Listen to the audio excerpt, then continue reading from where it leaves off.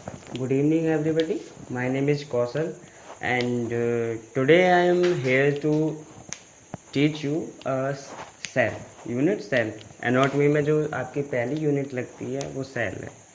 तो आज हम सेल के बारे में थोड़ा सा डिस्कशन करेंगे, उसके बारे में पढ़ेंगे और मैं आपको इस यूनिट का आराम से सिंपल लैंग्वेज में आपकी तैयारी करा दूंगा, जिससे कि आपका सेमेस्टर अच्छे से जाए। तो फर्स्टली हम सेल के बारे में पढ़ते हैं। Cell is a basic structure and functional unit of all living organism. तो मतलब सेल क्या है? हमारे शरीर में पाए जाने वाली सबसे छोटी इकाई में से एक है सेल। तो सेल जितने भी लिविंग ऑर्गेनिज्म हैं सभी में पाई जाएगी और मृत में अलग टाइप की पाई जाएगी। तो 1665 ईस्वी में रॉबर्ट हुक ने एक सेल का आइडेंटिफाई किया था। किसने किया था? रॉबर्ट हुक ने आइडेंटिफाई किया एक सेल का। इसको याद रखना है, पेपर में पूछ सकते हैं सेमेस्टर के पेपर में, ठीक है।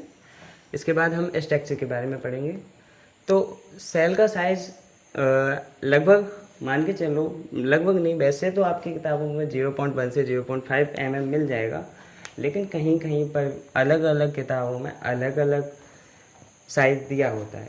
इसका सिर्फ वाइडली होता है और इसके अंदर पाए जाने वाले ऑर्गेनल्स के बारे में हम बात करेंगे। तब तक के लिए स्ट्रक्चर है, इस स्ट्रक्चर को आप सही से बनाएं तो ज़्यादा बेहतर है, क्योंकि ये स्ट्रक्चर पूछ लिया जाता है। कोई भी आकर के बेसिक सा भी ये स्ट्रक्चर है, कोई भी बनवा सकता है। तो इसीलिए हम इसको एक नॉर्मली रूप से तैयार कर लीजिए। इसमें हमारे बीच में क्या है? ये न्यूक्लियस है जो कि ऑल ओवर द सेल को कंट्रोल करेगा। साइटोप्लाज्म है जो कि एक फ्लूइड है जो इसमें पाया जाएगा। एंडोप्लाज्मिक रेटिकुलम है, ये रफ वाले हैं जिस पे हमारे प्रोटीन्स बाइंड रहती है, मतलब जुड़ी हुई होती हैं रफ के कारण। सेल मेम्ब्रेन है जो कि हमारे एक सेल को ढांचा प्रदान करती है। ढांचा मतलब एक स्ट्रक्चर प्रदान करती है, एक तरह की आकृति प्रदान करती है। अगर ये सेल मेम्ब्रेन नहीं होगी तो इसमें जो पाए जाने वाले ऑर्गेनल्स, जो भी mitochondria, ribosome, smooth endoplasmic lysosome है और ये गोल्जी बॉडी है, ये सब निकल जाएंगे। तो इसलिए सेल मेम्ब्रेन क्या करती है कि इसको कवर करके रखती है, प्रोटेक्ट भी यही लेयर करती है। इसमें गोल्जी बॉडी पाई जाएंगी, लाइसोसोम पाए जाएंगे, स्मूथ एंडोप्लाज्मिक रेटिकुलम जो कि मैंने शॉर्ट में लिख दिया है, और राइबोसोम पाए जाएंगे। और माइटोकॉन्ड्रिया को मोस्टली लोग जानते हैं क्योंकि 9th और हाई स्कूल में ये पढ़ाए जा चुके हैं। माइटोकॉन्ड्रिया को पावर हाउस ऑफ कहते हैं सेल की, इसीलिए हर कोई इनको जानता है, ठीक है। तो ये इतना सारा आप कर लीजिए।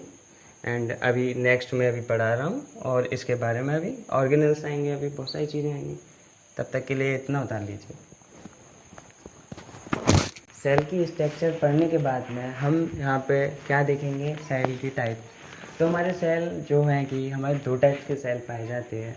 एक टाइप के होते हैं प्रोकैरियोटिक सेल, जो कि क्या है कि कुछ सेल्स ऐसे होते हैं जिनके न्यूक्लियस पूरी तरह से डेवलप नहीं होते हैं। तो प्रोकैरियोटिक सेल वे सेल होते हैं जो पूरी तरह से डेवलप होते हैं। These cell do not have well developed nucleus.